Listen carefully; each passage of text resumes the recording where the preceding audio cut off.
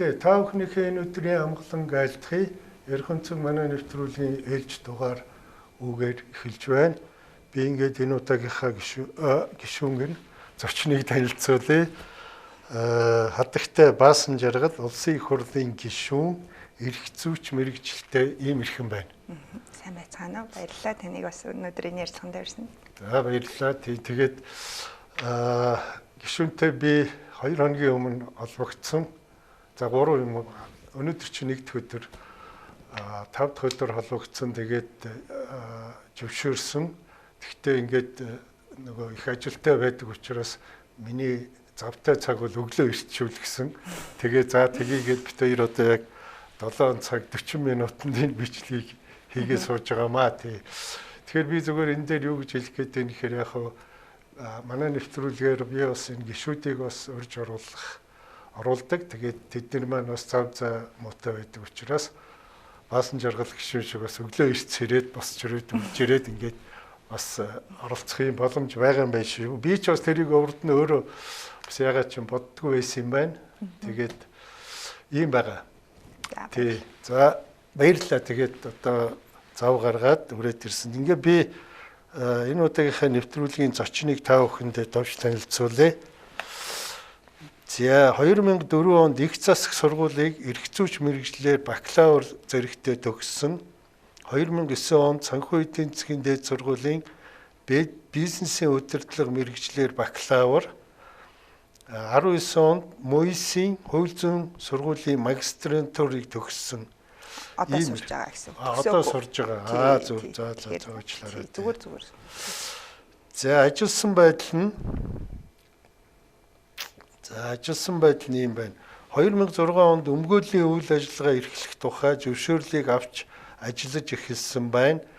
2009-с 2011 онд Совд Partners хууль зүйн фирмд өмгөөлөгч, 10-аас 11 онд хууль зүйн үндэсний хүрээлэнд хуульчин ёс зүй хичээлийн сургагч багш, 11-ээс 13 онд Legal Way хууль зүйн фирмийн ахлах хуульч өмгөөлөгч, 13-аас 19 онд өмгөөллийн ELC HHN нөхөрлийн гишүүн ахлах хуульч өмгөөлөгч, 2020 оноос хөгжлийн шийдэл төрийн бус байгууллагад өмгөөл нөлөөллийн зохицуулагч, 2022 оноос хүний эрх дэвшилт бодлогын хүрээлэн төрийн бус байгууллагын захирал, 24 оноос улсын их хурлын гишүүнээр ажиллаж байгаа юм байна. Тий. За өнөөдөр гишүүн битэрийн ярилцах сэдэв бол цаг үеийн асуудлаар ярилцсан. Одоо энэ дээр бол яг нөгөө олон асуудлыг хамарж ярьж болдог учраас ийм сэдвийг сонгосон байгаа. За эхний асуулт. Та энэ Монгол Ардын намаас одоо жагсаалтаар сонгогдсон юм гишүүнтэй. За Монгол Ардын намд анх яаж хэдэн онд яаж элсэж вэ? Ер нь энэ сонгуульд та жагсаалтын хэдэд байв? Та ер нь одоо энэ жагсаалтанд бичих зүйлсүүдийн сонгуульд нь яаж оролцдгийг? Мөнгө төгрөг одоо мэдээж энэ юугаар явж байгаа тойргоор явж байгаа улсууд маш их мөнгө төгрөг зардаг. Жагсаалтаар орж ирсэн улсууд энэ мөнгө төгрөг зардаг юм уу? Ер нь одоо сонгуульд ямар оролцоо байд юм бол гэсэн. Миний хувьд болохоор яг Монгол Ардын намын үйл ажиллагаанд улс төрийн одоо идэвхтэй үйл ажиллагаа гэсэн үг тийм. Улс төрийн яг идэвхтэй үйл ажиллагаанд сая таны дурдсанчлаа 2022 онд хүний эрх төрөл бодлогын хүрээлэнгийн захирлаар ажиллаж эхэлсэн. Яг Монгол Ардын намын гишүүн гэвэл бүр 2012-13 онд бол намын гишүүнээр илсээ тэгээд түтгэлзүүлж исэн.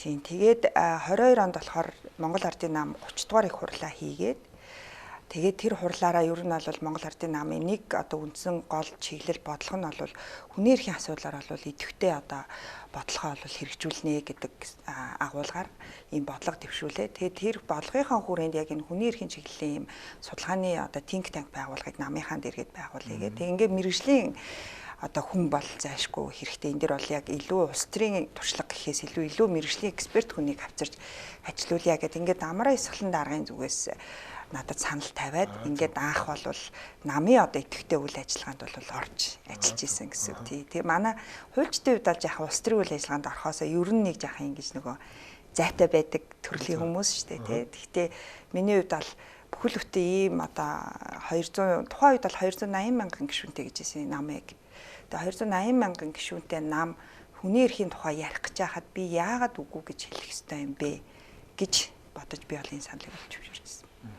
Тэгээд тэгээд яг нөгөө жигсаалт тухайн үед бол нэлээ нөгөө жигсаалт тойрог явж хахад нөгөө хин жигсаалтад орох хин тойрогт нэр дэвшигт асуудал бол нэлээд тодорхойгүй явж байгаа. Тэгээд манай намын хувьд энэ жил анх удаага 24 оны сонгуульд анх удаага 3 сарын 1 гэхэд ер нь нэр дэвшиг гэж бүх хүмүүс хүсэлтэй өгөө. Тэгээ 3 сарын 1-ээс эхлээд яг намынхаа гишүүдтэй тэр хүмүүс ажиллаа. Тэгээд түүнийхэн дараа намын гишүүдээс өөрсдөөс нь буцаагаад ингээд нөгөө санал хүсэлттэй бүх зүйлүүдийг энэ фидбек бүх юмнуудыг авч яагаад ингээд нэр дэвшүүлэхдээ тэр хүчин зүйлийг харгалзаж үзнэ гэд ингээд журмаа зарлаад намын гишүүд дундаа зарлаад тэгээ хамгийн анх 3 сарын 1 гэхэд бүх одоо нэр дэвшиг гэж байгаа бүх хүмүүсийн хүсэлтийг нам бол авч исэн. Тэгээ энэ бол бас манай намын хувьд бол одоо анх удаага гэх юм уу да бас юм нөгөө дотоод сунгаа байдлаар зохион байгуулаад нэлээд юм нээлттэй байдлаар бол нам дотор зохион байгуулж ирсэн. Тэгээ миний хувьд бол тухайн үед хүсэлт юусаа гаргаагүй. Би ерөөсөө нэр дэвшин гэсэн тийм бодол надад бол ерөөсөө байгаагүй.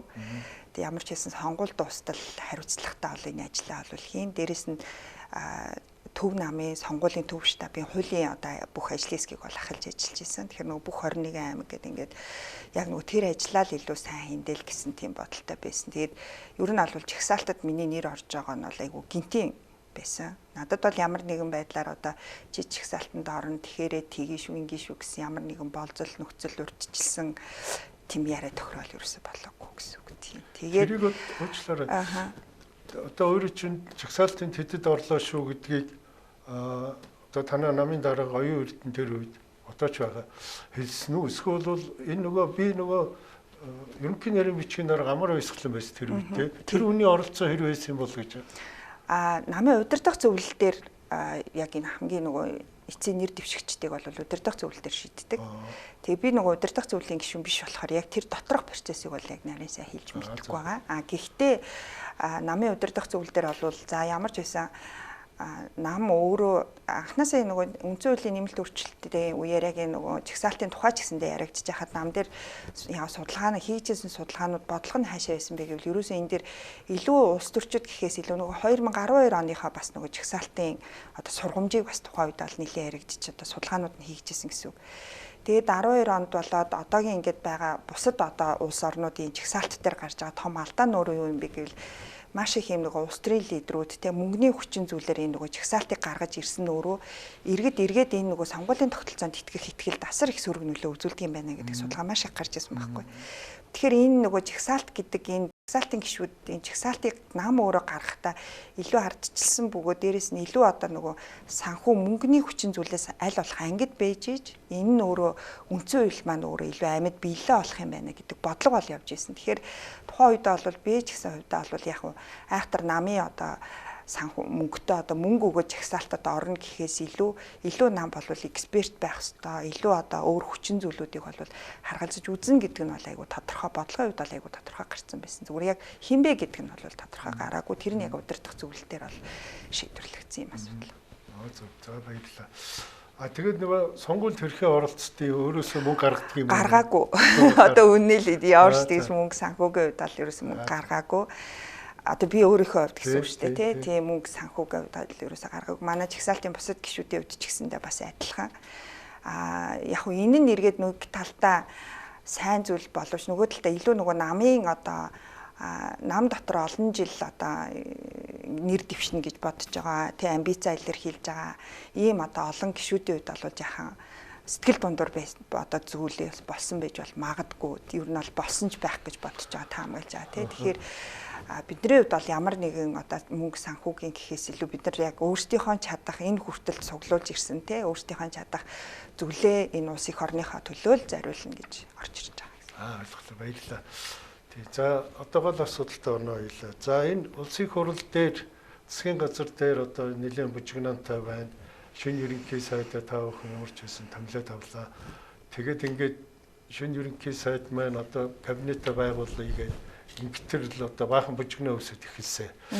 Зүгээр би нэг сайн юм ойлгоогүй шүү гişүнэ. Тэрийг би одоо өөрөө чинь тодруулъя гэж байна. Тэнд одоо хоёр төрлийн албан бичиг яваад байна уу? Нэг нь Болормой гишүүний өргөн барьсан нэг 3 зүйлтэй нэг албан бичиг байх шиг байна. Нэг нь бас өөрийн чинь гендертэй холбоотой нэг 2 өөр юм байна уу? Тэр 2 нэг юм байна уу? 2 тустай. 2 тустай юм байна. Гэхдээ Болормой гишүүний өргөн барьсан бичиг доторх нэг үндэслэл нь бас гендер байгаа. Бас гендер байгаа гэсэн үг. Миний одоо албан баланкн дээр гарч байгаа бичиг болохоор ерөнхий сайдад толгойлж байгаа. Яг аль ёсоор томилогдсон учраас гэсэн. Тий. Яг нөгөө томилогдсон учраас яг ерөнхий сайдад гэж байгаа. Монгол Улсын ерөнхий сайд гомжовын зандан шитэр гэж танаа гэж байгаа. Тэгээд хүний эрх тэгш оролцооны зарчмыг хангах буюу үндсэндээ дотроо 3 үндслэл байгаа хэдий ч гэсэн үндсэн гол агуулга бол гендер эрх тэгш байдлыг хангаач гэсэн агуулгатай байгаа. Тэгээд яагаад ерөнхий сайдад өгж байгаа юм гэвэл гендер эрх тэгш байдлыг хангах тухай хуулаараа гендерийн үндэсний хороог толгоолоод дээрэс нь яг нөгөө бүх Монгол улс орон дээр энэ хуулийн хэрэгжилтийг хангах цорын ганц субъектыг заасан байдгийг. Танхимаар нь заагаагүй. Цорын ганц субъектыг ерөнхий сайд гэж заасан учраас тий. Хуулиар ерөнхий сайд цорын ганц субъект учраас миний хувьд бол энэ алтан бичиг бол ерөнхий сайдад хандж хаяглаж өгсөн гэсэн. Тэгээд энэ дээр яг гол нь нөгөө улс төрийн нам үйл харгалзаад манай бусад намын гишүүд ч гэсэндээ энэ дээр нэгдэж гар ивсгэж зурсан. Нэг онцлог нь. Хоёр дахь бас нэг онцлог зүйл нь юу вэ гэвэл 51 гишүүн гарын үсэг зурснаас 29 нь эрэгтэйчүүд байсан. Илүү олно гэсэн үг. Тий. Энэ бол бас бидний хувьд айгүй тийм сонирхолтой үйл явц гэсэн үг тий. Хоёр дахь Болормой гишүүний хувьд бол нөгөө баланкнаар гарын үсэг зурсан. Да Монгол Ардын намын гишүүд. Тийм бэ. Да Монгол Ардын намын 30 гишүүн тэгээд намынхаа удирдах зөвлөлд хандаж өгч байгаа гэсэн үг. Тэгээд яг энэ дээр нөгөө үндсэн хуулийн зөрчил мөн биш гэл ингээл нэг юм маргаан үсээд байгаа шүү дээ. Тэгэд энийг бол яг би бол хувьдаа энэ угаасаа үндсэн хуулийн зөрчил бол биш гэдэгтэй итгэлтэй байгаа. Тэгээ итгэлтэй байгаагаа нэг хоёр Өөрчлөлөө та тэр 30 дотор гарын үсэг зурсан. Тийм. Удирдах зөвлөлдөө хандж байгаа. За тэгээд удирдах зөвлөлдөө энэ бичгээ өгсөн байхад ерөнхий сайдын хувьд бол бидний 5 дахь өдөр анх удаа сонгогдсон гишүүдээ нэг гишүүдтэйгээ уулзъя гэд ингээд бид нар уулзалтанд оролцоод бид нар бас нэг ийм агуулгатай алтан бичиг ингээд удирдах зөвлөлдөө өгсөн байгаа. Та танхимаа бүрдүүлэхдээ бас энэ хүчин зүйлүүдийг харгалзаж үзээсэй гэж бодож байгаа гэд ингээд уулзалт дуусаа гараад ирсэн чинь бидний нөгөө ерөнхий сайдыг бойкотлсон гэдэг мэдээ нилээ ирчимтэй яваад ингээд ийм одоо зүйл басан гэсэн. Зүгээр яг энэ дотор нөгөө алтан бичиг дотор бол тийм одоо хуучин шиний тухай. Тэр албан бичгийн чинь нөгөө яг нөгөө ерөнхий сайдыг томилох чуулганы хуралдааны үеэр Болормой барьсан шүү дээ тий. Болормой гишүүний. Тий. Тэгэхээр тэр чинь урд нь ил болцсон юм шүү дээ. Тийм биз дээ тий. Тэгээд тийм бичиг авцсан учраас ерөнхий сайд тав хүнтэй гарын үсгээ зурсан улсуудтай уулзъя гэсэн юм байна тийм үү? Тийм юм байна. Ер нь бол яг энийг бид нар нөгөө илүү улс төрийн намын дотоод ардчлалын одоо үйл явц явагдаж гин гэж харж байгаа. Тий. Одоо юу гэдгийг хуучин шин одоо сайд нарын асуудал руу илүү ингээд нэм субъектив хүчин зүйл рүү илүү ингээд түлхээд дээ шүү дээ тий. Түлхээ ч юм уу түлхэгдээ ч юм уу ямар нэгэн байдлаар энийг харин бид нар болохоор одоо жишээ бид нар хүн ажилд авахдаа наа захна гэж шалгуураа тавьдаг үсттэй. Дээрээс нь тэр хүн үнэхээр энэ ажлыг хийгээд үргэлжлүүлж хийх гэж байгаа бол энэ хүн яагаад сайн хийсэн гэдэг тайлан ядаж тавих хэрэгтэй үсттэй. Тэгэхээр ерөөс энэ процесс огт манай нам дотор тодорхойгүй байгаа байхгүй. Тэгээд яг зүгээр илүү дандаа нөгөө шинэ гишүүд зурсныг та маань бас анзаарсан байх. Бас чагсаалтын гишүүд бас тэн дээр нэлээд түлхүү байгаа.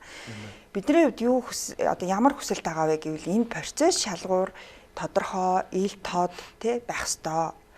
Ямар хүмүүс энэ одоо сайдын албан тушаалыг хаших тэр шалгуурыг хангах ёстой юм бэ тий тэр нь өөрөө тодорхой байгаад мэдээж ерөнхий сайд одоо болдоо баасан жаргал уу хинбэ гэдгийг ерөнхий сайд өөрөө шийднэ тэр бүр ирэх рүү бид нар халтахгүй энэ процесс өөрөө ерөөсөө тодорхойгүй байгаад байна дандаа ямар шалгуураар хүнээ авах гээд байгаа юм бэ ямар шалгуураар хүнээ авах гээд байгаа ямар процессор энэ яриа хэлцээр явах юм гэдг нь өөр айгу тодорхойгүй байхгүй тэрийг шаардаад байгаа ил тод байдлыг шаардаад байгаа эрхтэг шийдлийг шаардаад байгаа оролцоог шаардаад байгаа гэсэн үг тэгээ одоо бидний чинь ингээд оролцоо гэдэг нь одоо энэ бүлгийнхээ гишүүдийг яаж бүлгийнхаа гишүүдийг гэсэн үг. Тийм.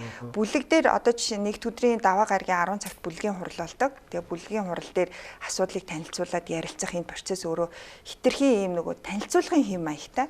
Бид нар зүгээр танилцуулаад тэгэл за ийм шийдвэр гарцсан шүү гэж танилцуулаад байгаа байхгүй. Тэгэхээр шийдвэр гаргах процессд оролцохгүй байна. Энд чинь оролцоо байх хэрэгтэй гэдэг энэ агуулгаар гэсэн. Тийм бай. Гэхдээ чи одоо бүр үндсэн хуульд бичээтэй юм байна шүү дээ. Тэр кабинетаа яаж бүрдүүлэх нь ерөнхий сайд хүний өөрийнх нь бүр ирэх шүү гэдэг. Тэгчээд байхад та нар бид нар процессд нь оролцъё гэд ингээд ах чи одоо ямар үдий. Наадхан дээр чинь эн чинь 2019 оны үндсэн хуулийн нэмэлт өөрчлөлтөөр бас ингээд ерөнхий сайдын бүр ирэх гэж өгсөн. Гэхдээ энэ нөгөө цаад үндсэн хуулийнхаа тайлбар агуулга үзэл санааг нь харах юм бол ерөнхий сайд ганцаараа дангаараа тэнгэр харж байгаа шийдэх тухай асуудал ерөөсөө биш. Тэ энэ бол цэвэр улс төрийн шийдвэр байгаа тий. Тэгэхээр энэ улс төрийн шийдвэрт улс төрийн нам оролцдоггүй гэвэл оролцдог. Ямар ч тохиолдолд манай удирдах зөвлөл бол энэ шийдвэрийг гаргаад батламжлаад ерөнхий сайдын оруулж ирж байгаа нэрийг нь батламжлаад ерөнхий сайд өөрөө удирдах зөвлөлд энэ нэрсээ оруулж ирнэ. Тэгээ удирдах зөвлөл бол энэ дээр нь батламжлаад ингээд энэ процесс өөрөө явдаг гэсэн. Тэгэхээр бидний нөгөө удирдах зөвлөлд хандаад байгаа нь ерөөсөө гол нь тэр. Монгол Ардын намын 4-ийн 1-ийн 5-ийн 5 дээр өгдөг шиг санаад байна. Бүх шатны одоо улс төрийн шийдвэрийг тухайн шатны одоо хуралдаанаар хамтын шийдвэр заавал гаргана гэх. Тэгэхээр манайх бол угаасаа удирдах зөвлөлөөр бол энэ агуулгын шийдвэрүүд бодлогын шийдвэрүүд нүүрэ гардаг гэсэн үг тий. Тэгэхээр энэ бодлогын шийдвэр гаргах үйл явцдаа энэ нөгөө одоо оролцоо, ил тод байдал, гендерийн асуудлуудыг харгалзаж үзээд удирдах зөвлөлийн шийдвэрийг гаргаач л гэдэг ийм агуулгатай гэсэн. Тэгэхээр энэ бол үндсэн хуулийн зөрчил биш бөгөөд одоо ерөнхий сайдын та заавал тэрийг томил гэдэг ийм одоо тулгын шаардлага бол ерөөсөө биш гэж хэлгээд байна. Гэхдээ би таныг сайн ойлгосонгүй. Тэр кабинет бүрдүүлэх явцыг, процессыг нөгөө улс төрийн зөвлөлтөөгөө зөвлөдөөч гэж та бүхэн. Угаасаа удирдах зөвлөлөөр шийддэг. Удирдах зөвлөлөөр ихсэн нэрээ оруулах нь бол ерөнхий сайдын ирэх гэсэн үг. Тэгэхээр нөгөө бид нар удирдах зөвлөлд хандаад байгаа нь удирдах зөвлөл энэ одоо шалгууруудыг, ил тод байдлыг те энэ гендер эртгэж байдлыг хангасан байдлаар удирдах зөвлөл шийдвэрээ гаргаач гэдэг.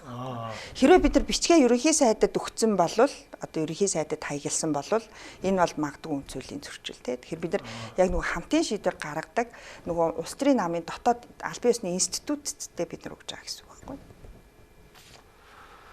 Ерөнхий сайд ингээд нэрээ оруулаад ирэхэд улс төрийн зөвлөлд ирэхэд тэн дээр та бүхэн ийм шалгуурыг хангааж шийдвэрээ гаргаач гэсэн юм хэлсэн юм байна шүү дээ. За одоо ойлголоо манай гишүүд явах манай үзэгчд бас ойлгосон байх гэж бодож байна. За одоо таны өргөн барьсан бичгийн талаар ярив. Тий хуулинд бол одоо энэ засгийн газарт 15-аас доошгүй хувь нэг хүйсийн байх ёстой байна. За та албан бичгтээ за улс төрийн намын тухай хуулинд бол бүр 40% одоо эмэгтэйчүүдийн оролцоо байх ёстой гэсэн хууль байд юм байна. Та өрх бичгэндээ болохоор 30% ядаж байлгаач гэсэн байна л дээ. Энэ 30% ханаас гараад ирсэн. Гендерийн тухай хуулийн дээрээ ерөнхий зарчмын заалтан дээрээ ер нь шийдвэр гаргах төвшөндөх эмэгтэйчүүдийн оролцоо 30-аас доошгүй хувь байх гэжээд тэгээ ингээд ийм наривчлсан заалтууд байдаг. Одоо засгийн газрын түвшинд 15, аймгийн түвшинд 20% гэдэг ингээд ийм заалтууд байдаг гэсэн. Гэтэ энэ 2011 онд батлагдсан хуулийн. 15% квот гэдэг бол 11 оны квот гэсэн үг. Улс төрийн намын тухай хууль бол сая 23 онд батлагдсан шинэ хууль байгаа. Тийм. Тэгэхээр илүү нөгөө наривчлсан харилцааг зохицуулсан хууль буюу одоо бид нар хүссэн хүсээгүй улс төрийн бодлого шийдвэр гаргах намын одоо энэ үйл ажиллагаануудад улс төрийн шийдвэр гаргалтанд эмэгтэйчүүдийн оролцоог 40% руу одоо оруулах ёстой гэдэг үүрэг хүлээж байгаа. Тэгэхээр ерөөсөө засгийн газрын энэ одоо үүргийг бол манлайлах ёстой л гэж харж байгаа. Тийм учраас доор хаяж 30% гэж байгаа. Ийм нөгөө тэгээд таны бичгийг болохоор 51 гишүүн гарын үсэг зурсан байна лээ. За тэр дотор одоо шинэ гишүүдээс гадна за сөрөг намын гишүүд ч байна лээ. Ялангуяа олон сонгогдсон гишүүд хүртэл тэнд явж ийн л шүү дээ. Би нэрийг харсан лав амар сайхан хин ч гинүү тийм ээ. Тэгэхээр тэд нэр бас одоо энэ гендерт манай нам ч гэдэг юм уу анхаарал хандуулахын зүйтэй юм байна гэж тантай санал нэг байгаа юм байна. Би бас санал нэг байгаа гэж бодож байна. Дээрээс нь ялангуяа тий. Гэхдээ яг 50 нөгөө энэ үйл явц явсны дараа 51 гишүүнээс зарим нь гарын үсгээ буцаая гэж бас надад хандцаа. Тэгээ би одоо ажил цуглахаар тэр гарын үсгийг яаж буцаадгийг болоо гэж бичиг хэрэгээс асуундаа гэж бодоод. Тий. Тэгээд яг нөгөө шалтгаанаа бол яг тайлбарлахдаа нөгөө ямар нэгэн байдлаар энэ гендерийн асуудлыг одоо бол тавих цаг нь биш байна ч гэдэг юм уу тий. Ингээл янз бүрийн шалтгаан бол хийж байгаа улсууд бас байна. Тий. Гэхдээ яг 3 4 хүн буцаж гинүү да. Тий, тийм аа. Бас нэмж гарын үсэг зурыг гээд бас араас нь хийж аваа хүмүүс. Ямар ч гэсэн 47-8 50 их том дэмжлэг байна шүү дээ тий. Ерөнхий сайд бол өсвөл харж үзэх ёстой юм болов гэж зүгээр би бас бодож байна. Тэр чи одоо парламентын ч одоо хэд юм бараг талших уу? Талших шүү дээ тийм байна.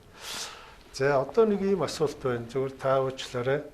Ерөнхий сайдыг огцруулах санал хураалт нууцаар болсон. За 38 гишүүн үлдээ гэсэн саналтай байсан. 42 үлээ юу лээ? 42 38 тий нэг хуралдаанд оролцсон тий. За та аль талд нь байсан бай? Хэрвээ одоо хэлж болохгүй бол би заавал яахгүй тий. За эхлээд тэрийг асуугаад. Нууц санал хураалт учраас би бол нууцаар үлдэх хэрэгтэй гэж бодож байна. Хувь хүний хавар. За ойлголоо. Би нэг яагаад асуусан гэхээр одоо энэ тэр юун дээр гар үсэх зурсан тэр танаа намын 30 гишүүний чинь энэ нөгөө ерөнхий сайдыгаа хамгаалсан нөхдүүд л одоо ингээд бужигнуулаа яваад байна. Тэг шинэ засгийг одоо бүрдүүлэхгүй ч юм уу мэдгүй одоо аль нэгэн саад болохоор тавих гадл энэ нөхдүүд одоо тэр оюун эрдний чихнүү ятгалгаар явж байгаа л тэр амар исгэлэн чихэлгээл өмнө нэр гарч байна. Тийм байгаа юмнууд яваад байна сошиалаар. Тэгээ энэ дээр би таны одоо тайлбарыг сонсъё гэж бодсон. Харин нэг ийм би энийг гэхдээ улс төрд Орсын хойноо л илүү их мэдэрч юм л да. Нөгөө тэрний хүн, энэний хүн, тэрний фракц, энэний фракц гэд. Ер нь бид нар ч тэгээс сурцсан шүү дээ. Харин тий. Тэгээд гिजил ярьдаг байснаас биш яг ингээд дотор нь ороод ирэхээр яг тэр одоо хин нэгэнд хаяглагдаад ингээд явах гэдэг бол айгүй тийм надад бол айгүй тийм утгагүй бөгөөд айгүй гутамшигтай байгаа байхгүй юу. Одоо өдий 40 гартлаа. Дээрээс нь ингээ бүхэл хуулийн ажил хийгээд ингээ хүний эрхийн асуудал ярьж ямар нэгэн байдлаар өөрийн гэсэн үзэл бодолгүй мэт те хин нэгний одоо дохио зангаагаар хөдөлдөг мэт ийм одоо байдал бол угаасаа байх боломжгүй байх ёсгүй гэж харж байгаа. Намаагч ийм үзэл бодолтой байдгийг бол манай намын удирдлагууд, намын гишүүд одоо бусад одоо парламент дээр идэх гişүүд бол маш сайн мэддэг учраас ямар нэгэн байдлаар бол ийм нөлөөлөгч гэдэг юм уу те чи тэгээрээч гэдэг юм уу чи ингээрээч гэдэг юм уу тийм юм бол ерөөсөө огт гардаггүй. Бараг гарвал би нөгөөдх нь бараг зарлчих гад байдаг гэх юм уу. Энэ ер нь зарлж бидний гэж боддөг. Тэгэхээр ер нь тэр бол ерөөсөө байхсгүй гэж боддөг.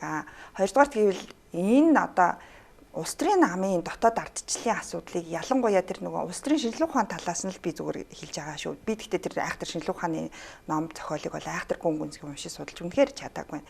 Улс төрийн шинжилгээ ухааныхан болохоор юу гэж тайлбарлаж юу гэж яадаг вэ гэхээр ер нь бол ийм нэг улс төрийн намын би бол нам өөрөө дотоод ардчлал бий болох хэвээр ардчлал бол илүү ингэж бэхжих хэвээр гэж харж байгаа.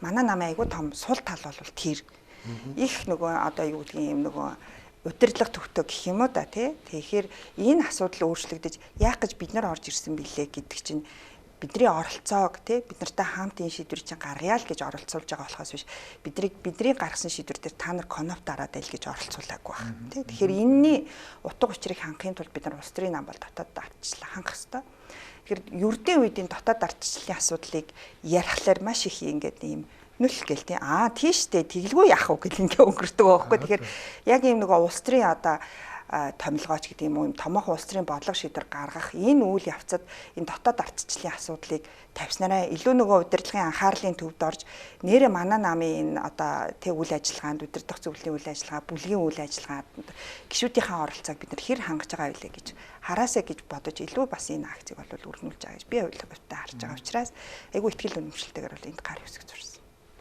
Та бол тэний фракц бишэл гэж өөрийгөө. Тий одоо хин нэгний манай фракц тэрний фракцд ормоор гэсэн тийм гуйлт юм уу шахалч гэдэг юм уу тийм байт юм уу юм. За ямарсан тэр үзэгчтэй би хэлж байгаа зүгээр энэ тэр гар үсгэж зурсан 30 гишүүн дотроос лав за энэ гишүүн болвол тэр ямар нэгэн тэр хатгалах гэдэг юм уу тийм юмд өртөөгөө шүү гэдгээ бол хэлж гин шүү тий. За бусдын одоо яаж мэдлээ. Гэхдээ бид нар ч гэсэндээ манай би бол бас бусад гişүүдэд итгэж байгаа. Нэг юм өөрийн гэсэн толгойг нэг тийм те нэг муцсан хүүхэлтэй шиг явдаг гişүүн бол манай гişүүд дотор бол ер нь байхгүй. Тийм ээ. Ер нь бол сүүлийн энэ парламент бол тэр талаараа бол үнэхээр ялгарч байгаа шүү. Тэр урд нь байсан. Урд нь 8 байдаг үлээ. Одоо 9 дэх нь үлээ та хэд чинь. Улсын хурлын сонгуулийн 9 дэх парламент гэсэн үг. Би тэр урд дахь парламентд ийм юм ястаа харж байгаагүй. Тэгээд одоо энэ бол жагсаалтын гол ач холбогдол одоо юмаа гэж би харж байгаамаа. За та түрүүнд урьдлаа тэр нэг ерөнхий сайд бид 30-ыг нэг хүлээж авсан гэд уулзалт болсон гэд тэр дээр юу яригдсан юм бол нууц биш үү? Уулзалтын үед бол бид нар бол яг энэ нөгөө ер нь аль нээлттэй ил тод оролцоог хангасан ийм одоо байдлаар ер нь улс төрийн бодлого шийдвэр гарах үйл явцад явах хэрэгтэй гэдэг дээр бол манай гишүүд бол нэлээ хувь хувь өөр өөрийнхөө өнцгөр бол нэлээ байр суурь илэрхийлсэн. Ерөнхий сайдын хувьд бол цаашид засгийн газрын үйл ажиллагааг явуулах те засгийн газрын үйл ажиллагаа сайд нарыг одоо цаашаа үйл ажиллагаа тогтвортой явуулахад бол та бүхний дэмжлэг оролцоо дээрээс нь та бүхэн өөрсдөө мэргэжлийн экспертүүд учраас та бүхэнтэй бол айгүй ойрхон хамтарч ажиллах бол боломжтой гэдгийг нэгдүгürt илэрхийлсэн. За хоёрдугаарт бол ер нь бол ерөнхий сайд бидрийг яг гарах үеэр яг одоо томилгооны хувьд бол баг хуучин сайд нар хэвээр үргэлжлэх болов гэдэг ийм одоо байр суурийг бол өөрөө илэрхийлсэн. Бидний хувьд одоо хин сайд болох гэж байгаа гэж хин ч асуугаагүй. Тэгээд тэгэхээр нөгөө засгийн газар илүү доктортой бодлого илүү доктортой авах бол гэдэг утгаараа бол ерөнхий сайд бол байр суурийг илэрхийлж исэн. Манай зүгээр 30 дотор зарим гишүүдийн хувьд бол үргэлжлэх ёсгүй гэдэг хувь хүний байр суурьтай гишүүд бол мэдээж байгаа. Хуучууд нь уулзах гэж яриад байгаа шүү дээ. Тий, хуучууд хэрэггүй гэж. Тий, одоо нөгөө нэгэн засгийн газар кабинетын зарчим гэж байгаа бол кабинетаараа л хариуцлага хүлээх ёстой гэдэг энэ одоо улс төрийн нөгөө зарчмыг зарим нь ярьж байгаа. Миний хувьд бол яг хуу зарим нэг сайн ажилласан гэж өөрөө хувьдаа бодож байгаа сайд нарыг бол үргэлжлүүлж ажиллах хэрэгтэй гэж харж байгаа. Гэтэ энэ дэр дахиад нэг юм субъектив юм руу бид нар чиглэх гээд байгаа сайн муу үлдэх ёстой ясгүй гэдэг. Тэгэхээр чи хэмжээр авахгүй. Тэгэхээр чи одоо ядаж манай намын одоо бүлэг дотроо эхлээд одоо хуучин сайд нарын тайланг сонсё гэдэг процесс наазах нь жишээ нь баймаар байгаа байхгүй юу? Тэ? Тэгээ нэг тайлангийг сонсчоод нэрээ энэ хүн чи үлдмээр юм байна. Энэ хүн чи энэ дээр ийм бодол санаад энийг өргөжлүүлэх хэрэгтэй юм байна гэдэг итгэл үнэмшил бид нар төрөх ёстой шүү дээ, тэ? Тэгэхээр ийм процессыг л бид нар шаардаад байгаа гэсэн. Тэгээд дараа нь ерөнхий сайд нэрээ оруулж ирэхэд та нар бас нэг хэл хөвгтөө сууж итгэл үнэмшилтэй суух ёстой шүү дээ. Тэр нөхөс чинь тийм юм хийгээгүй байлаа шүү дээ. Хийсэн байлаа ч гэдэг юм. Тийм. Тэгэхээр чи ингээд нэг тийм л юм шаардаад байгаа. Тийм л юм шаардаад байгаа гэсэн. Бид нар ч итгэл үнэмшилтэйгээр тэр конопыг дармаар юм гэсэн. За тэгвэл ингээ. За та 30-аас хэн нэгний за 2 3 ч байт юм уу сайд болоо гэвэл яах юм? Одоо ерөнхий сайд санал тавиул. Яг манай тухайн хувь гишүүдийн өөрсдийнх нь бол мэдээж шийдэх асуудал байхгүй. Би бол болохгүй. Тийм үү? Яагаад? Чөм болгоод тийш зөвлөлтий биш үү? Яг мэдээж нөгөө одоо экспертийн хувьд гэх юм уу хуулийн салбараа бол бас тодорхой хэмжээнд гадарлахын хувьд бол байж болохгүй бол хувилбар биш. Гэхдээ одоохондоо миний хувьд бол улс төрийн туршлага бол хараахан дутгах гэж харж байгаа. Дээрээс нь одоо олон одоо бүхэл бүтэн 5 намын төлөөлөл энэ парламентд орж ирлээ тий. Тэгэхээр парламентын төлөвшил тэгээд парламент дахь бүлгийн үйл ажиллагаанд илүү оролцох сонирхолтой гэсэн. Ойлголоо. Тий, одоо энэ танд ямар мэдээлэл байна? Одоо энэ засгийн газар маань хамтарсан байх юм уу гэдэг том асуудал байх шиг байна. Хамгийн түрүүний ээлжинд.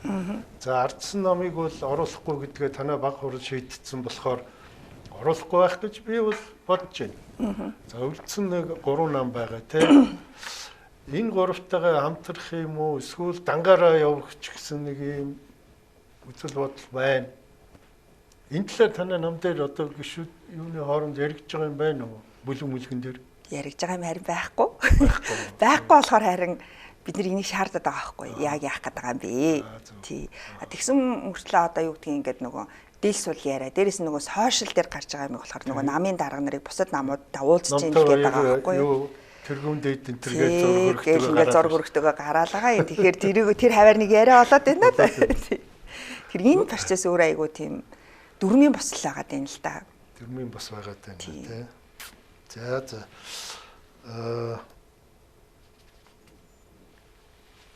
Тэгээ энэ танаа намын бүгд төрөл хоёр их ойрхон болсон. Нэг нөгөө ардсан намыг халах уу яах уу гэдэг дээр нэг санал оролт болсон байсан. Дараа нь шинэ ерөнхий сайдыг яах гээд нэг тодруулах гээд. Тэгээ тэн дээр чинь нөгөө нэг одоо энэ залуу гишүүд орж ирсэн 5 хүн чинь баг хурлын гишүүн биш юм байна шүү дээ. Гэхдээ урилгаар оролцуулсан юм. Урилгаар саналын ирэхгүй гэж байна. Яагаад ийм чухал улсуудыг одоо улс төрийн шийдвэр гаргах гол үүрэгтэй ийм улсуудыг зөвхөн сонсогч маягаар оруулаад яг урьдчилан батлаад одоо гишүүнээр батлаад санал амтлын авсангүй вэ гэж би гайхаад байгаа байхгүй юу? Харин тийм манайх намын дүрмээрээ болвол уг нь бол ийм нөгөө автоматар шууд их хурлын гишүүн болсны дараа шууд одоо баг хурлын гишүүн болно гэдэг ийм зохицуулттай боловч яг тэрийг нь батламжуулах процесс огт явагдаагүй одоо бараг жил болох гэж байна шүү дээ бид нар ч одоо томилогдоод тий сонгогдоод гэсэн үг ингээд жил болох гэж байна. Тэгээд энийг бас бидэд бас баг хурлын өмнө бол бас шаардсан. Бид нар одоо ингээд нэг ийм тий хийж биш. Нэг гişүү мөн ч юм шиг тэгсэн мөртлөө яг ингээд намынхаа үйл ажиллагаанд орох гэхээр ингээд за та нар бэж та нар шин гэдэг ингээд байгаад байдаг. Энд чи ерөөсөө зарчмын үед ерөөсөө болохгүй байна. Энд чи ерөөсөө ялгарлан гадуурхалт энэ чи айгүй том асуудал нөгөө дахиад нөгөө намын дотоод ардчил дээр айгүй том асуудал байна л гэж тавьсан. Тэгээд одоохондоо энэ айхтар нөгөө нийгмийн бүжигнаа энэ асуудлуудыг шийднэ л гэсэн маягтай л байгаад байна. Тэгэхээр энэ бол би бол бас л дахиад дүрмийн бусал үйл явцал явагдаад байгаа гэж тийм байдгийн бол тэрийг хэрэгжүүлэх л ёстой шүү. Тийм тэгээд дүрмэн дээр болохоор яг тийм заалт оруулах гад 30 дугаар их хурлаар унтсан юм билээ. Автоматар гэдэг нь бол шууд нөгөө оролцуулаад явна гэдэг нь бол унтсан юм билээ. Тэгэхээр нөгөө энэ процесс нөр айгу тодорхойг үлдсэн. Тийм тэгээд яваад байгаа. Үгүй бас аргачлгүй юм байна. Тийм. Тэрнээс бол яг тэр дүрм журмаа бол сахиагүйч биш л юм байна те. Тийм тодорхойгүй байгаа юм биш. Тийм. За энэ за их хурл дээр та бол хүний эрхийн талаар одоо ажилладаг ийм хуульчин. Тэг би тэрийг гайхсаа та ингээд нөө хуульч байжгаад гишүүн болсон чинь эрх зүйч. Тэр хуульч төтгөл зүйд эрх зүйч болчлоо гэж байна тий. Яг тэр тэгдэг хүний эрхийн төрчөд халдж байгаа хэрэг биш юм уу тэр чинь? Яг тийм бол тий. Нөгөө хүний хуулийн тийм гэж. Хуулийн тийм тий. Хүний эрхийг бас нөгөө хуулиар хязгаарладаг л да. Тэг хязгаарлах тохиолдол нөр ингээл олон тохиолдлууд байдаг. Нэг нь бол яг энэ хуульчийн лиценз гэдэг өөрөө маш их юм тусгай мэрэгжлийн ур чадвар шаардсан юм тусдаа лиценз авах хэрэгтэй. Дээрээс нь хуульч хүн бие даасаа хараад бус байдлаар улс төрийн одоо үйл ажиллагаанаас хараад бус ажиллах тийм үүрэг тангарахтай байдаг. Тэгэхээр нөгөө би улс төрийн үйл ажиллагаанд оролцож байгаа учраас хуульчийнхаа эрхийг төтгөлцүүлж байгаа юм тийм. За одоо хоёулаа энэ таны одоо яг энэ салбарт ажиллаж байсны хувьд их хурл дээр одоо орж ирээд өргөн баригдсан байгаа том хуулийн төслүүд байна. Одоо яг хүний эрхийн талаар, хэвлэлийн эрх чөлөөний талаар, жагсаал цуглаанч гэдэг юм уу одоо энэ талаар тантай ярилцъя гэж ингэж бодож байна. Энэ хуулиуд одоо бүгдөө өргөн баригдсан байгаа тийм. Бүгдөө өргөн баригдаад хүний эрхийг хангах зарим одоо багц хууль гэж байгаа. Нэг 11 хууль өргөн бариад нэг 10 хуулийн хилцгийг дэмжиж явж байгаа. Энэ ажлын хэсгийг би ахлаад ажиллаж байгаа их хурл дээр хэвлэлийн эрх чөлөө жагсаал цуглааны хоёрыг бол хоёулын бас хилцгийг дэмжсэн. Энэ хоёр дээр гэхдээ харах ажлын хэсэг нь бол одоохондоо байгуулагдаагүй байгаа. Аль нэг байнгын хороо гэхгүйгээр байнгын хороод ийм хамтарсан ажлын хэсэг байгуулъя гэсэн ийм одоо асуудал нь том учраас хүрээний илүү том учраас гэдэг ийм одоо юутай байгаа. Процесс нь бол явцтай байгаа. Тийм. За энийхээ явцын талаар хэлэлцүүлгийн талаар та нэг таны комент хэлээч тийм. Яг нөгөө хоёр ажлын хэсэг нь хараахан ажлын хэсэг нь байгуулагдаагүй болохоор айхтар тийм нөгөө процесстэй тах юм бол байхгүй. Гэхдээ хэвлэлийн эрх чөлөөний тухай хуулийн дээр миний хувь одоо гишүүний хувьд байр суурь юу байгаа вэ гэвэл засгийн газрыг өргөн мэдүүлсэн төсөл нь ол их юм институцийн шинжтэй хууль оруулж ирсэн. Илүү юм нөгөө байгуулгын хэв маяг руу хэвлэлийн одоо эрх чөлөөг илүү нөгөө хуульчлах ийм одоо ачиг хандлага руугаа гэсэн үг. Лицензтэй олгоод тий.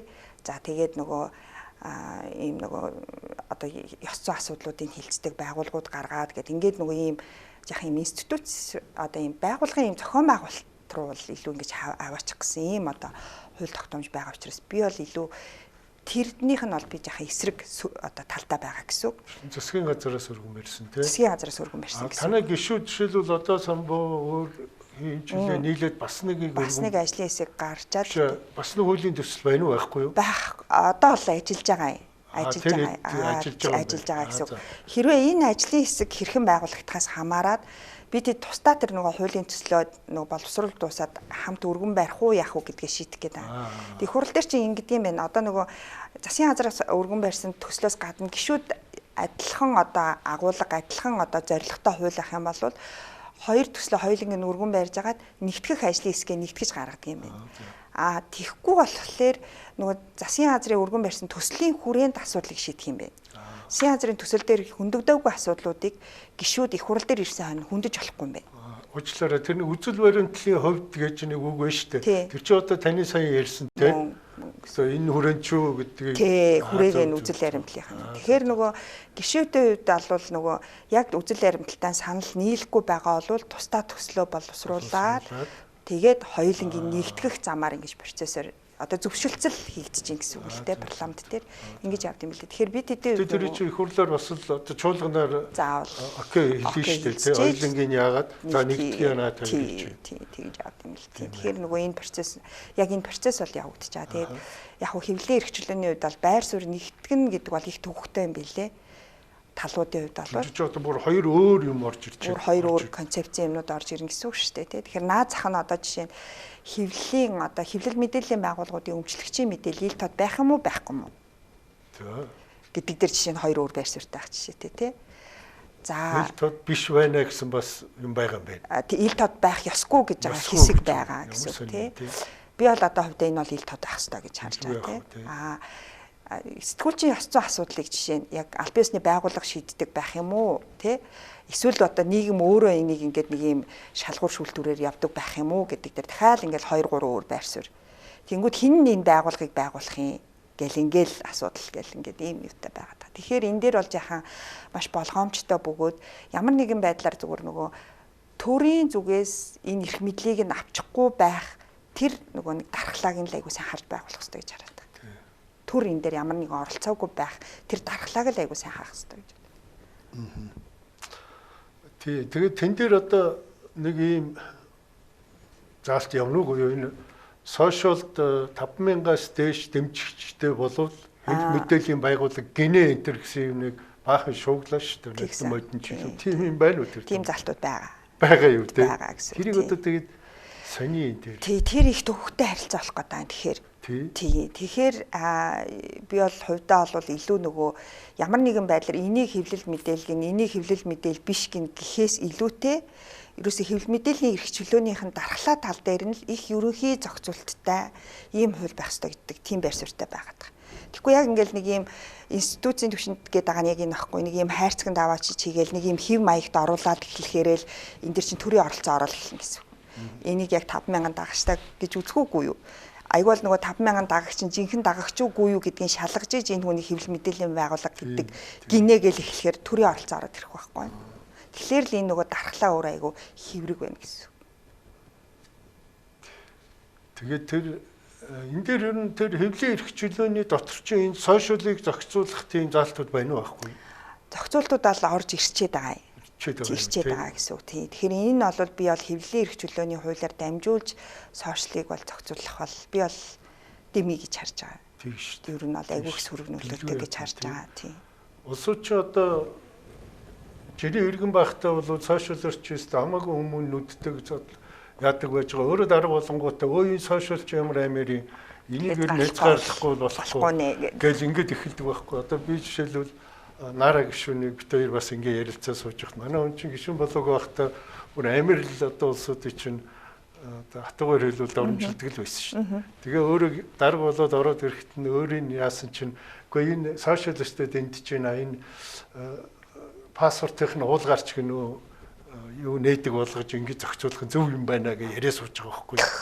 Тэгэхээр энэ бол ерөөсөө ялангуяа улс төрийн хүрээнд бол энэ аягүй хүчтэй яригадаад байгаа юм. Тийм бэ. Тэгэхээр энэ дээр бол аягүй сайн ингэ дархлаатай юу яриад та нар гэл анханаас аягүй юм юутай байх хэрэгтэй гэж байна. Дээрэс нь яг зүгээр бас нэг яг мэдээж нөлөөлж байгаа зүйлүүд янз бүрийн тийм нэг субъектив байдлаар бид нар нэг улс төрийн яриа хэлцээр маргаан маань өөрөө хит субъектив яриараа ороод байгаа учраас ер нь нэг ийм зүйл рүү хөтлөөд ах шиг байна. Илүү жаахан ийм зарчмын агуулгын ийм зүйл рүү одоо жишээ нь сошиал дээр айгүй нөлөө бүхий хүмүүс байна шүү дээ тийм. Энэ хүмүүс айгүй ийм зарчмын агуулгын шинжтэй юм руу бас энэ яриа хэлцээр очих юм бол бидний нөгөө нийгмийн зөвшөлтсөл өөр айгүй тийм чанартай болох болов уу гэж хараад байгаа. Хоёрдугаарт яг зүгээр нэг ийм юу байдаг нөгөө зарим улс орнуудын улс төрийнх нь болов жишээ нь улс төрийн албан тушаалтнууд болвол хин нэг гүтгсэнд оромжилсан гэж болвол шүүхэд те цагдаад бол өгөх ёсгүй. Жирийн иргэний нэр төр алдар хүндийг харин хамгаалах хэрэгтэй болохоос биш. Яг улс төрийн паблик олон нийтийн өмнө үүрэг хүлээгчийн хувьд бол ийм шүүлтүрээр орж явах хэрэгтэй гэдэг ингээ хуулиуд дээр ийм зарчмын залтууд идэг. Би бол одоо шинэ тэр талтай байдаг. Одоо тийм байх хэрэгтэй гэж боддог гэсэн. Тий. Та хоёр үзэл бодол нэг юм байна. Зүгээр энэ улс төрчич айгүй муухай байхгүй юу? Жишээлбэл одоо 2 жилийн өмнө тэр учрал сайд нэг хуулийн төсөл өргөн бариад унлаа штэ. Яг гаднаас нь харахад нэг хүүхдийг одоо хамгаалж байгаа сошиал халдлагаас хамгаалж байгаа юм шиг тийм нүүртэй. Тэгээд дотор нь ингээ заалтуудыг харахаар жишээлбэл жагсаан цуглааны үед Сүхбаатарын талбай дээр сошиал сүлжээг хаана гिचсэн ч гэдэм үү. Тийм тэр рүүгээ оруулаад ирдэг байхгүй. Айгүй муухай. Тий. Хэвлэлийн эрхчлөөний тухай хуулийн дагалдах хуулиуд дээр ч гэсэн бас тийм агуулгатай залтууд дагалдах дээр нь орж ирээд байгаа байхгүй юу? Амар юм бин тий. Тэгээд ингээд тэрэн дээр нь яг би өөрөө хуульчин болохоор тэр юмнууд дээр нэлээд яхаа эсрэг байр суурьтай л байгаа. Тий. Ер нь тэгвэл нэлээд ширүүн тулаан болох юм биш үү тэр бол? Нэлээд ширүүн болох ба. Тийм байна. За манай улсын одоо энэ олон улсад үнэлэгддэг энэ олон төрлийн индексүүд байна. Авилгын, хүний эрх чөлөөлгын, бизнес за одоо юу ч лээ бүгднгээр л бид чинь бүр уналттай гарч байна. Энэ үрдийг чинь одоо дээшлүүлэх юмнууд чинь одоо яг энэ та хоёр яриад байгаа энэ хүний эрхийн багц хууль, энэ хэвлэлийн эрх чөлөөний хуулинд чинь сууж ээж тийм үстэй. Би зүг ярьж байна. Баталгаанд сууж ээж гэсэн. Сууж ээж тий. Тэр одоо бид нар байр суурь ахиц дэвшил гарнаа. Тэрийг энэ гişүнч одоо ер нь ойлгох юм уу? Яг уу мэдээж ойлгож байгаа л да. Мэдээж ойлгож. Гэхдээ яг цагаад болохоор яачгүй нэг юм хувийн ашиг сонирхлууд ингээд нэг юм бусад ийм ашиг сонирхлууд айгүй нөлөөлдөг юм байна гэж би хараад байгаа. Тийм байна тий. Муухай тий. Гэхдээ айгүй муухай харин ингээд би бүр ингээд энэ улс төр чи ямар зарим нь арай л хитрхи юм даа л гэж боддог үе байдаг. Сонир юм байна. Тий. Одоо тэр 2 жилийн 3 жилийн өмнө илүү боловсролын тухай хууль батлагдж байхад тэр англи хэлийг 3 дугаар ангиас нь 2-оос чөлөө заа ихэд эсэргүүцчихсэн тэр чи бараг 50-50 болчихвол ингээл хэдэн юу дамжаал тэгдэл би өөр гайхчихсан баг. Ямар сони улсууд энэ дотор ч юм байт юм бэ гээл. Одоо бид ямар улсууд сонгоо явуулсан юм бэ л гэж. Тэгэхээр энэ дээр нэг юм байгаа да. Жишээ нь яагаад дэмжихгүй байгаа юм бэ гэдэг дээр үндэслэл бүхий, судалгаа бүхий зүйлийг бид нар ярьдаг юмар байгаа байхгүй юу? Тэ? Тэгэхгүй ингээд энэ хүн тэрийг дэмжихгүй энэ одоо мангар юм уу гэдэг дахлаар л яриа маань өөрөө буруу тийш явчихад байгаа байхгүй юу? Яагаад дэмжихгүй байгаа юм? Магадгүй одоо юу гэдгийг үндэсний дархлаа мархлаа инээ тэрэ гэх тэ шинжлэх ухааныхаа хувьд хүүхэд одоо багаасаа хэл сурах юм бол ингэдэм байх тэгдэм байх гэдэг. Тэр талаар бид нар ярьдаг юмар байгаа байхгүй юу? Тийм. Тэгэхээр тэнд нэг юм үндэслэл байгаа даа бодвол. Тийм. За дараагийн асуулт энэ сонгуулийн жагсаалтаар ордог талаар. За энэ сая ардсан нам тэр засгаас хөөгдөөд гарч ирээд за лавл энэ ган төмөр дарга хэлж юм лээ. Энэ жагсаалт гэдэг юм чи ерөөс маш буруу юм байна. Одоо энэ жагсаалтыг ерөөсөө эргэж харахын зүйтэй юм байна гэсэн юм бүр улаан цагаан ярьсан. Зөвхөн танаа намын дарга нар тийм ярьсан бүг би одоо санахгүй би л олж хараагүй байж байна. Ер нь тийм хандлага энэ их хурлч энэ дарга нарын тунд их байна. Тийм танд мэдрэгдэж байна уу? Мэдрэгдэж байгаа. Ялангуяа ингээд олон сонгогдсон айхтар улс төрийн капиталтай гэдэг байгаа хүмүүсийн дунд бол нэлээ юм нүд үзүрлэх маягтай гэх юм уу та тий байгаа. Тэгэхээр энэ өөрөө жаахан өөрчлөлт шинжилэлт тий бодлогын хувьд бид нар ингээд ахис дэвшил гарах гэж л бодвол одоо бид нарыг оруулж ирж байгаа болохоос биш. Нэг айхтар юм хувийн одоо амбиц ашиг сонирхлоос жаахан ангид болохгүй болвол энэ улс их орон минь болохгүй байна л гэж илүү бодлогын асуудал руугаа анхаарьяа л гэж салбарын экспертүүд орж ирж байгаа гэж бодож би бол хувьдаа энэ дээр бас одоо би манай одоо энэ удаагийн жагсаалтын гишүүдийн үүрэг хариуцлага маш өндөр байгаа гэж би бол хувьдаа харж байгаа. Бид нар ямар байхаас 28 он 32 оны жагсаалт хэрхэн тодорхойлогдох вэ гэдэг бол харагдана.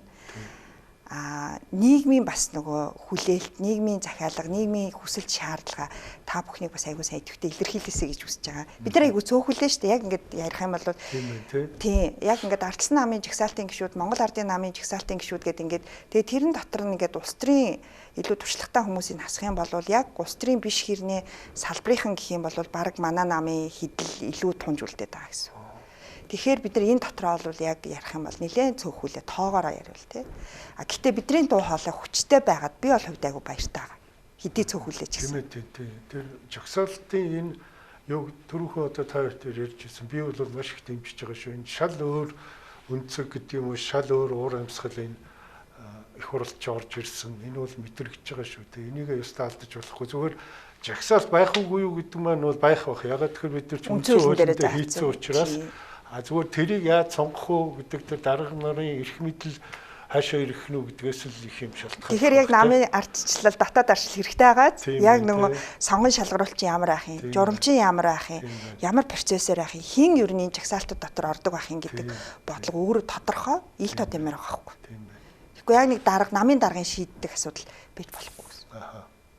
Зүгээр миний зүгээр хувь хүний өнцөг шүү. Зүгээр яг тэр тал дээр ардчил тал дээр одоо гишүүдийн ирэх тал дээр ч гэдэг юм уу, зандан шатар дарга нь бол арай л одоо дээр юм уу гэж оюун эрдэнэ даргаас зүгээр би дарга ярьчлаа уучлаарай одоо дарга нь бол хуучнаараа байгаа. Гэхдээ танай намын дүрмээр ч бол солигдох хэрэгтэй үсттэй ер нь бол тийм үү би зөв ярьж байгаа тийм. Намын дарга ерөнхий сайдыг хийдэг учраас тийм солигдох байлгүй дээ. Тэгэхээр одоо зандан шатар дарга маань бас энэ тал дээр энэ жагсаалтан дээр бүрдүүлэх энэ юм дээр та бас нийгмийн дуу хоолой бас сонсож байгаарэ гэж одоо за арайч их загчууд байж дараагийн сонгуулиудаар бас зайч юм те 3 жил тий. За уг нь ингэдэм билээ шүү дээ. Улс төрийн шинжилгээ ухааныхан болохоор яг энэ сонгуулийн арга зарчмаа доор хаяж 3 сонгуул тасралтгүй явуулж ийж нөгөө эерэг нөлөө, сөрөг нөлөөг нь гаргаж ирнэ. Тэгвэл манайх ч одоо сонгуул болгоно өөр аргаар явуулаад үсрэл явчихдаг. Энэ дээрээ анхаараарай гэж олон улсын экспертүүдээс бид аягүй их тийм сануулга авт юм бэл. Тэг. За та хоёрт нэг 5 минут үлдсэн би нэг 2 асуулт хэлж асуучих. За энэ тий хөрөнгө хураалтын хууль гэдэг одоо за товчоор энэ дээр би таны хувь гишүүний байр суурийг сонсомоор байна. Хуульч хүнийхээ хувьд хууль зүйн шинжилгээ ухааны талаас бол би энэ дээр жаахан эргэлзэж байгаа. Тий. Бид нар ч одоо нөгөө хөөөлцөх хугацаа гэж байна тий. За тэгээд эрүүгийн журмаар гин буруу тогтоогдоогүй байхад иргэний журмаар хөрөнгийн хураана гэдэг нь өөрөө хууль зүйн хувьдаа болж ийн үгүй юу гэд ингээд явхлаар бид нар яг юм нөгөө хууль зүйн шинжилгээ ухааныхаа яг юм зүйлүүд дээр нэлээд тийм асуудалтай юм болов уу гэж би хараад байгаа. Тэгээд хууль зүйн яамныхан бол одоо бол гишүүдэд бол энэ нөгөө хуулийн төслөө ол өгсөн байгаа даа. Би яг экспертүүдийн саналыг нь тусад нь ялгаж би авмаар байна. Таад яг нөгөө хууль зүйн шинжилгээ ухааныхан эрүүгийнхэн гэдэг ингээд энэ судалгааны хүмүүсийн саналыг ингээд яг авсан уу тэр материалаа надад тусад нь салгаж өгөөч гэд би бол жаахан хууль зүйн шинжилгээ ухааны талаас нь харах гэдэг. Тий. Магадгүй зүгээр нийгмийн одоо талаасаа энэ нөрөө зөв шаардлага байхыг бол үгүйсэхгүй. Гэхдээ бидний хууль ёсонд захирагдах хэрэгтэй тий. Тэгэхээр нөгөө дэлхийн 2 дугаар дан яасан бэ гэвэл хууль ёсоор явсаар агаал дэлхийн 2 дугаар дан гарцсан шүү дээ. Тэгэхээр нөгөө энэс энэ үүн шиг бид нар яг энэ нөгөө асуудлыг бид нар жаахан том дүр зургаар нь харах хэрэгтэй л гэж хараад байгаа. Тэгэхээр хууль зүйн яг зүгээр их гоё нэртэй болохоор энэ нийгэм болов уухай ашиграас инлээлтэй. Гэхдээ би зүгээр хувийнхөө хувьд гоё хууль бид нэр гаргачаа дараа нь тэрийг нугалахтай сайн шүү те. Одоо сайн мө бүгдийг аваачаал өөрийнхөө өрсөлдөгч гэдэг юм өөрт нь таагүй ханддаг хүмүүсээ бүгдийг аваачаад яачих хураачих. За арай чорнд хийхгүй юм шиг хүн тийм үү? Зүгээр иргэний журмаар хөрөнгийн хураана гэдэг. Эрүүгийн журмаар авахгүй гэдэг. Би л тэнд өмшгүй байгаа шүү. Бидний байгаа байдал тийм учраас улс төрийн арга хэрэгсэл болох маа. Яг тэр чил хэлээд байна тий. Яг үнтэй. Тэг за нэг өчигдрөөс эхлээд сошиалор шуугаад байна. Энэ оюун эрдэнэ ерөнхий сайд асан нэг Английн Times сэтгүүлд нэг ярилцлага өгсөн байна. Та тэрийг харав уу? Би харин яг үндсэн их яриа бичвэрийг өчигдөр орой харах гэсэн чи ерөөсөө ил гарч ирэхээ болцсон байна тий. Яг хөө зүгээр сошиал дээр явж байгаа хүний орчуулгыг нь бол харсан уншсан. Тэн дээр танд одоо ямар сэтгэл би юу асуух гэдэг нь тэгэхээр үнэхээр одоо энэ хөрөлс хөрөнгөлөгч тэнд дурдсан шиг Оросын талыг баримтлагч болоод одоо энэ ардчлалын төлөө зүтгэж байгаа энэ оюун эрдэнэ гэдэг хүнийг аваа хийцэн болж байна. Тэн дээр яг тийм гарч байгаа үед таны мэдрэмж ямар вэ? Би тэн дээр тий яг би тэн дээр ямар нэгэн байр суурь илэрхийлж болохгүй. Болохгүй гэдэг нь юу вэ гэвэл хин нэгэн дарга болохгүй гэсэн учраас гэдэг утгаараа биш. Илүү нөгөө нэг гадаад бодлогын асуудал дээр Монгол улс нэг цонхны бодлоготой байна гэсэн учраас аль нэг хөрш орно гэдэг юм уу, аль нэг улс орны одоо талаар илүү ингэж нөгөө субъектив байдлаар би бол мэдээлэл хэлэхээсээ зайлсхийж татгалцах нь бол илүү зүг гэж харж байгаа. Тэгэхээр энэ дээр энэ дээр тэгэхээр илүү нөгөө аль биесны гадаад бодлогын ийм юмнууд дээр бол аль биесны институт ажиллахгүй бол энэ дээр болохгүй хаа. Тийм. Би хувийнхээ байрыг хэлчихэд их дургу ах шиг үлээ дээ. Би их дургу байгаа. Тэр яг жинхэнэ Оросын талыг барьдаг нь хингүүл би оюутныг гэж хэлнэ. Ягаад тэгэхээр тэр Жөнкө гэдэг Оросын талыг баримтлагч би бол тагнуул гэж хэлээд байгаа юм. Тэр үнтэй хамгийн ойр ажиллаж байсан, тэр хүнийг хажуудаа байлгаж байсан, тэр хүнийг тэр гэмт одоо татгаас нь дандаа хаацаалж идэг нь өөрөө шүү дээ. Ерөнхийлөгч хөрөлцөхөл яг эсрэгээр одоо үнэхээр улс орныхоо тусгай тогтнолтой ажилладаг хүн гэж би бол иргэнийхээ хувьд хардсан шүү. Таны итгэл үнэмшлийг хүндэтгэе. Миний итгэл үнэмшил тэр байна. Хүндэтгэе.